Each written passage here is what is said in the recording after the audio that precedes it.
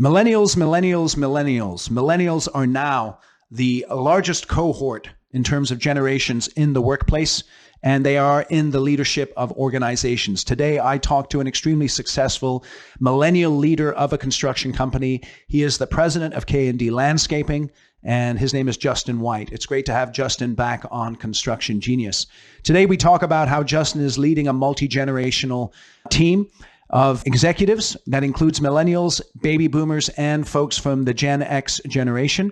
He talks about how he, as a leader, shows up in that environment so that he can be as effective as possible. We touch on the importance of humility, the importance of listening to understand, and the importance of really up-leveling your game as a millennial to make sure that you show up in the workplace as an executive that can be trusted and respected.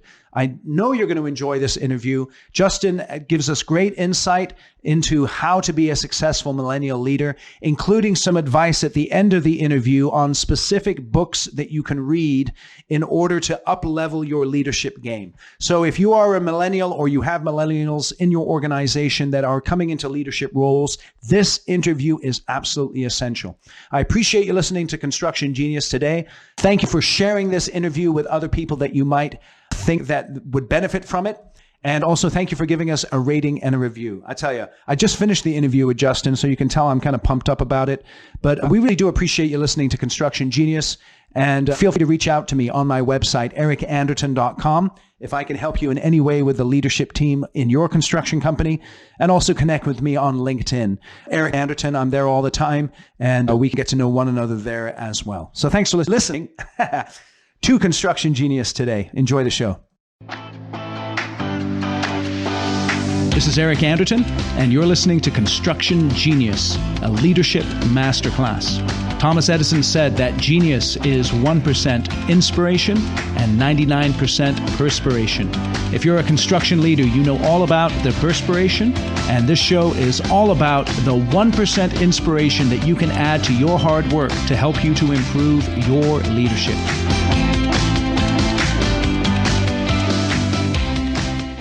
Justin, great to have you back on the show again. Thanks, Eric. I really enjoyed talking with you. I'm excited to be back. All right. So, Justin, right now, the millennials are the largest cohort in the workplace in terms of generations. And you yourself are a millennial.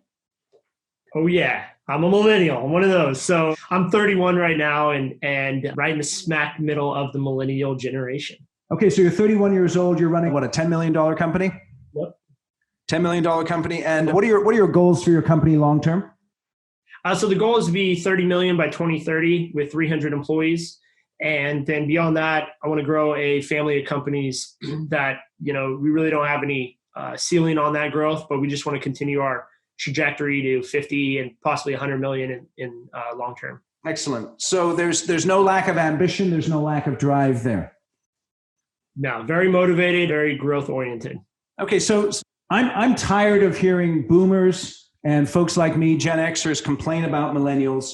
I think you're a good example of obviously a millennial who's not like the stereotype. Why have you had success, do you think, in your workplace with millennials, and how do millennials fit into your organization? Yeah, there's a lot to unpack there. So I think first off, a lot of my success has been deeply rooted in the way I grew up and growing up within a, construction family. My uncles worked construction. My dad started my landscape company, our family's company, right around when I was born. So I really grew up as a hardworking, construction, hard work ethic, wake up before the sun comes up, get home at sundown type of family. We grew up on a farm raising pigs and goats and, steer and all that kind of stuff and riding horses. So I think the idea of getting up early, having a strong work ethic, and just putting in your time and not feeling like anything is given to you, you really have to earn everything. That type of value system was instilled very early in my childhood, and it's carried through into my career today. So, I contribute a lot of my success to my parents and the way they brought me up, which is a little different than a lot of my peers. So that's interesting because, the word that popped into my head there is environment. Mm-hmm. Yeah, absolutely. Environment's huge. And so when we make sweeping generalizations about a group of people, we often miss the impact of individual environments or small family dynamics or group dynamics that really affect how individuals behave throughout their life. Yeah, and I think one of the largest misconceptions of millennials, whatever it is, the reason is because we're judging based on the loudest 5% of the generation. Yeah. And and man, there's a lot of entitled, quote unquote entitled millennials out there. And the problem is they're very loud and they're very disruptive, and they command a lot of attention from the business community. Yep. So, we're making generalizations around millennials based on a small percentage, but because they're the loudest percentage. Yeah, it's interesting. And by the way, for my audience, if you'd like to listen to episode 9 of Construction Genius, that's where Justin and I discuss how family construction companies transition successfully to the next generation. So that's episode 9. So let me go back here. What challenges do you have in a multi-generational environment? So describe for the audience a little bit the leadership team that you have at K&D at the moment. Yeah, so we have 4 distinct departments, one being our maintenance department that's led by my brother, Shane. He's 29. We have our commercial bid build. It's led by a gentleman named Alex. He's 29. We have our residential design build, and that's led by a gentleman by the name of Jeremy, and he's in his mid-30s. And then we have our CFO who handles all the admin and back office department. She's in her 40s. So our leadership team is very young. Me, myself, I'm 31. I'm the CEO. So that's kind of myself and my 4 leaders. That really makes up our leadership team. But I have added more people to our leadership team. So the founder, my dad, Kendall, he's on our leadership team. He's in his mid-50s. We have a gentleman by the name of Jeff. He's in his 60s. He's on our leadership team. What does he do? And he's a retired. He retired and sold his business and then joined us to run and help us grow our maintenance department. Okay. So he's very customer centric. He's probably the best customer experience individual that I've ever been able to mentor under. And he's been able to mentor our millennial generation within the company. So when we run into challenges. Let me just interrupt you here. I'm sorry. Did you have a relationship with him prior to him coming into the business? No, we didn't. We hired him as an employee about 3 or 4 years ago. Okay. Now I'm interested because you're the president of the company. Mm-hmm. And you just described your relationship with him as mentoring under him. Yes.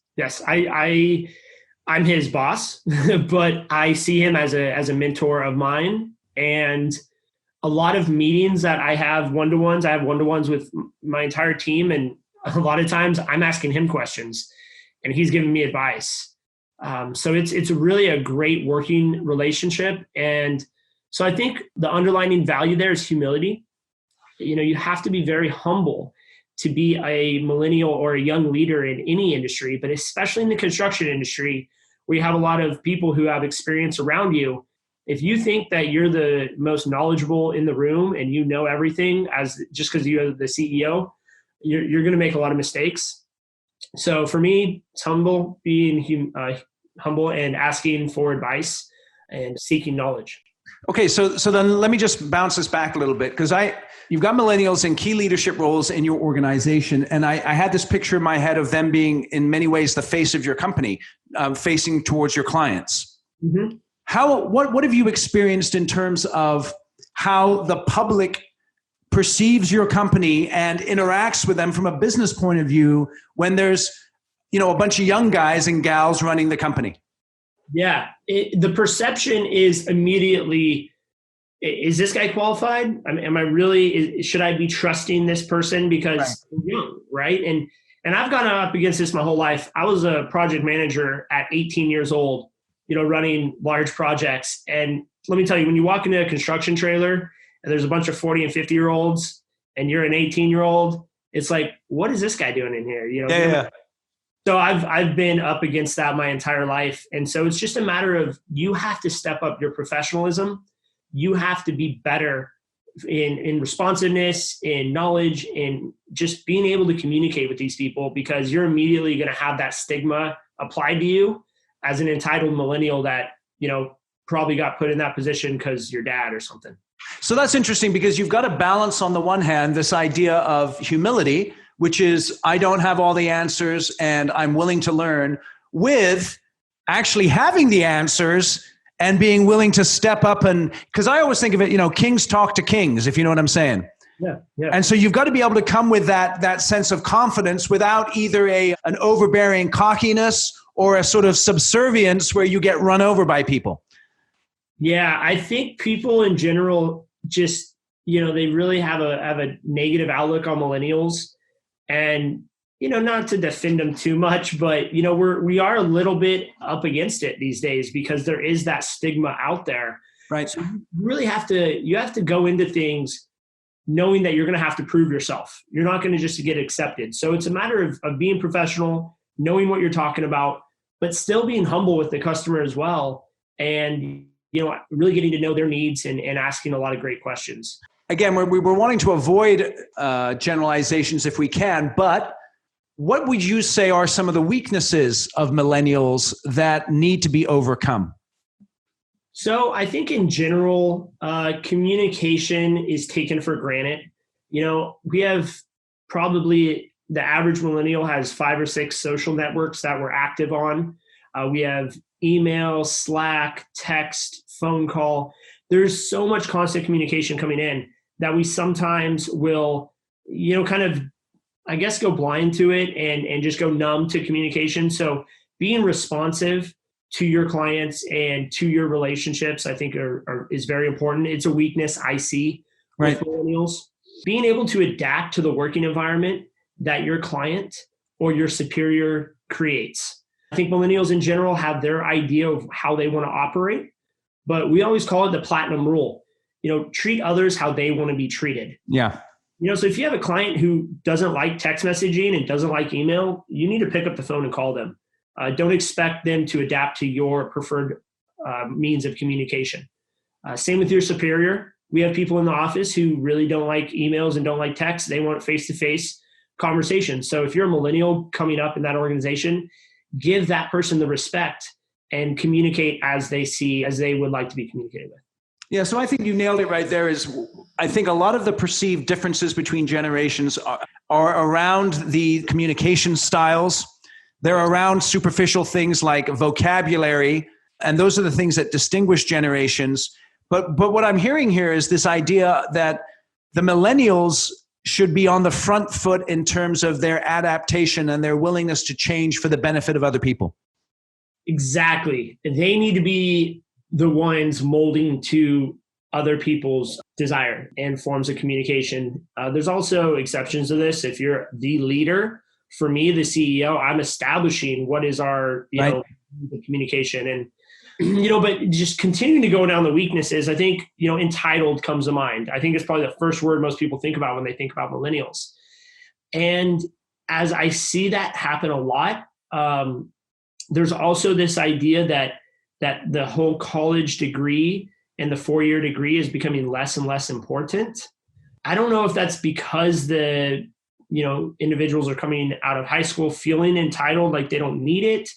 But I think it's something that is in this process of changing our perception and entire culture of our country right now. We're going through a transformation around knowledge. Right. So, we may be, and I say we being the older generations, we may be at fault for the entitlement of the millennials. A lot of times when kids are acting up or whatnot these days, you hand them an iPhone or an iPad to distract them. There's constant gratification in everything that we do. So when everything's instantaneous for us, entitlement becomes a part of day-to-day activity. It becomes part of day-to-day life. If we need gas, there's a gas station at every single corner in the area, and you can put in credit cards and everything else. Access to information is becoming easier and easier. So, more and more things are becoming instantaneous. So as we grow up in this world of instant gratification, we enter into the business world and we expect the same type of treatment. We expect promotions immediately. We expect to be paid a higher wage than maybe what we actually are creating in value. So the idea of entitlement, I think, is definitely real, and the result of just the change of environment that we're growing up in the 90s and in the 2000s. There's just so much access to basically everything. It's interesting how you connected that idea of entitlement with instant gratification, and the technology piece was tied into that as well. So we live in this technology-rich world where instant gratification and access to information is just at your fingertips, and that can change the way our brains function and the way that we perceive life and the processes that we need to go through in order to build a career. Correct. Yeah, and that's what we're kind of up against. And I'll, one step further, we have Generation Z coming up right now. Yeah, let's talk about that. Yeah, so Generation Z, I think the biggest challenge we're going to have with them is they're growing up on games, digital games. Gaming is becoming one of the quickest growing industries in our economy. So what happens with a game is you can create your own flow, how quickly you want to move through the game. You can create your own character, how you appear, what your strengths and weaknesses are. If you fail, you just hit the restart button and go back to the beginning of the level and do it again. Right. And there's constant gratification in these games. I mean, immediate and constant gratification. You get, coins, or you get some kind of prize every time you advance a tiny little step. Right. So what we're taking this gamification type of mentality where they're getting instant gratification. If you fail, no problem, go back, try it again. You have as many lives as you need. To the business world where you get a review once a year if you're lucky, and you get some feedback. So you're going from a gaming situation where you're getting constant gratification to a business environment where you're getting a review once a year. Right. That's not going to work for Generation Z. You're going to need to adapt the way you run business and the way you treat your employees and your leaders as Generation Z starts to become more and more of a player in our workspace. So I heard something there which I found interesting, and I don't have the answer to this, but it'd be interesting to explore this idea of if you fail, you go back and start again from the games. And I'm wondering if that actually would be a positive thing in terms of if you can describe the framework of the game in a job environment, and where the framework of where failure is acceptable, people would be comfortable from the younger generations, comfortable functioning within that framework, and perhaps wouldn't be as impacted by failure. What do you think about that? I like that. I actually haven't thought about that angle, but failure is so key to success, and failing often is something we talk about, but failing cheap also. Yeah, that's good. Fail often and fail cheap. Right on. I love that one. So, I like that take on it. We're yet to really find out how they're going to impact our economic situation and our business. But, the idea of failing and, kind of creating more of a game environment in the workspace, a great way to motivate people and, encourage that type of risky behavior. It's just kind of like, how do you guide and put bumpers on their activities so they don't fail too hard? Yeah, no, I know. That's the thing. You've got to create the game, so to speak, so it's not an end game, so to speak. So let me ask you this. When you're in a leadership meeting and you're running the meeting, you've got a mixture of generations in that meeting. What are a couple of things that you focus on to make sure that the generations are communicating well and you're getting what you want out of your executive interactions in your company? Yeah, so the leadership team consists of about 7 of us, all the people I named, including my cousin Jessica, she's 31 as well. So what we do is every meeting, we do weekly meetings, every meeting a different person runs the meeting. So I run a meeting every 6 weeks or 7 weeks. In between, we have each person that runs the meeting. They're in charge of we have a pretty set agenda, but they're in charge of making sure that we don't get off topic. They're in charge of moving people through the meeting and making sure that they ask questions when things are, needing more clarification. Why do you do that? So it's to give them a sense of leadership. It's to help them understand what it means to run a meeting, because it's not easy to run a leadership team meeting. If anyone's ever been in charge of one, it's definitely nerve-wracking. You have some serious horsepower in the room. Usually these are the highest paid people in your company. They're very qualified. So the idea of getting them exposure to that type of leadership is really important. And it gives them a sense of, a sense of, well, I hate to say it, but entitlement. It gives them a sense of feeling like they are part of the team and they matter to the entire leadership team. What do you do then in your leadership role to not grab the reins when the meeting is not going the way that you want to? Very good question. So I have a hard time with this, and I'll sometimes get out of meetings like, I wish I didn't talk so much. Yeah, right. I really go back to asking questions. And my goal in every meeting is to not provide any solutions. Immediately, I'm a solutions-oriented person. I want to work the plan, I want to work the problem, and I'll get you a solution very quickly. But that's not really the best way to go about, I think, solving problems in your organization. You need to inspire the right type of discussion. So you need to ask questions to get the leadership team to come up with the answer. Think about how powerful that would be if you're selling your business, right? Think long-term. Mm-hmm. You had a potential buyer sit in on a leadership team meeting and the CEO did nothing but ask questions and the entire team solved all the problems of the organization. Right. That's really true succession planning at its finest right there. Well, it's interesting because I think one of the struggles that a lot of leaders have is this perception of themselves that they need to be the hero. In other words, they need to be sort of, here I come to save the day. And they like that and they get a kick out of it. So is that something that you struggle with, or how do you overcome that if it is something that you struggle with? Yeah, it's day-to-day self-awareness and being aware of how you're impacting your team. And during the growth period, when we were a smaller company, you had to be that guy. You were running jobs. You were on the tractor, maybe you were closing deals. You were doing everything. You had to be a solution-oriented person. As you grow to that, 80, 90, 100 person employee business, you have to start to become the opportunity seeker and not the problem solver. My philosophy is, as the CEO or leader of the company, your job is not to solve problems. Your job is to find opportunity and communicate the vision of the company to your team. So let's just talk about that real quick. The difference between opportunity seeker and problem solver. Describe that a little bit more. Perfect. So problem solver is something we can all relate to, right? We have a problem and immediately in your brain, something pops up, says, oh, I know the solution. Right. And you can say it, but what are the chances that employee is going to buy into your solution? So I'd rather ask a question that prompts that employee to think deeper about the issue, and hopefully they come up with a solution that we agree on.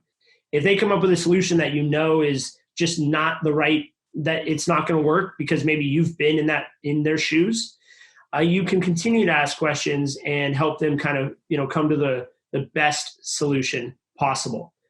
So it's really prompting your team to come up with the solutions instead of coming up with them yourself. As an opportunity seeker, it's finding out, what does your business need tomorrow? What does your business need next year to continue to advance towards your 10 or 15-year goal? Do you need bank financing? Do you need a different client base? Is your ideal customer still your ideal customer? These types of high-level questions and opportunities need to be sought out by the CEO, because everyone else in your organization is going to be way too close to the day-to-day to be able to see those types of things coming at the business. So that's interesting, because as you take so to speak, a back seat in the meeting, it gives you an opportunity to have a bigger picture look at the company and keep in mind your long-term goals in order to be able to see how the short-term issues are impacting those long-term goals. Exactly. And I always like to say, take a walk across the street and look at your business, because you need to have a perspective that is not inside looking out, but outside looking in. Yeah. That takes a lot of discipline, though. It does. It takes a lot of discipline and a lot of practice. And like I said, the first step is self-awareness and creating a purpose for yourself within your company. So that's interesting, because I do think that you've got to be patiently impatient with yourself, in the sense that once you are self-aware, what happens when we become self-aware, sometimes we can become bummed out. It's like, oh man, I'm such a loser, and I'm supposed to be the leader of the company, right? So that self-awareness then is coupled with incremental improvement and incremental growth in terms of where the business is going and how you're doing as a leader. Yeah, and it's funny you mentioned that, because just last night I was questioning how I handle myself in the office. When you're very self-aware and you meditate often, you start to kind of second guess some of the things you do, which is natural. Right. You have to be very careful. It's a fine line between overanalyzing how you act and just being self-aware of your impact on others. But it really does start to lead to future growth and more of a profitable and better growth for the company when you're out ahead of things, looking forward. And so perhaps this would speak to, and again, I'm making a general statement here, but millennials are, I think people would describe them probably as a little more self-aware than baby boomers and maybe Gen Xers. Maybe this is a good way that millennials can take that and really think about how they might be able to improve as a leader, not just be very aware of who they are, but perhaps how they could improve and grow over time. Yes, definitely. I do agree with that. I think millennials are naturally more self-aware. So then let me ask you this then. As a millennial, let's say you're in a leadership role and perhaps you've just entered into a multi-generational leadership role. You're in your early 30s and you've got guys and gals who are in their 40s and 50s, and you've got folks who are in their 20s and 30s. What are some words of advice to a new, fresh millennial leader? What are some words of advice that you would give them? Yeah. So first off, our natural instinct is to go in and prove that we are worthy of being in the room. Right. We want to tell them how smart we are. Mm. So my advice is listen to understand, not to speak. Mm. So we always listen to speak. We're listening. So that way, as soon as you get done talking, I'm going to speak to you about how I can add value and how I relate to you, and maybe a story that relates and brings us together, connectivity. So instead of focusing on what am I going to say next as the person is talking, just try to understand what they're saying. And instead of responding with, oh, and yeah, by the way, I did this at my last company and we had this type of, tell me more about that. What were some of the challenges that you faced when you went through that? Did you ever fail when you were going into that situation? So when you start to listen, understand, and ask more questions, you gain knowledge, which is super important. And you also create a better conversation and a more intellectual conversation with the people you're talking to. That creates respect and gives them the opportunity to help coach you through some situations that you may not be seeing. Okay, so listen to understand. I really like that. Any other words of advice for a new millennial leader? Maybe one or two more.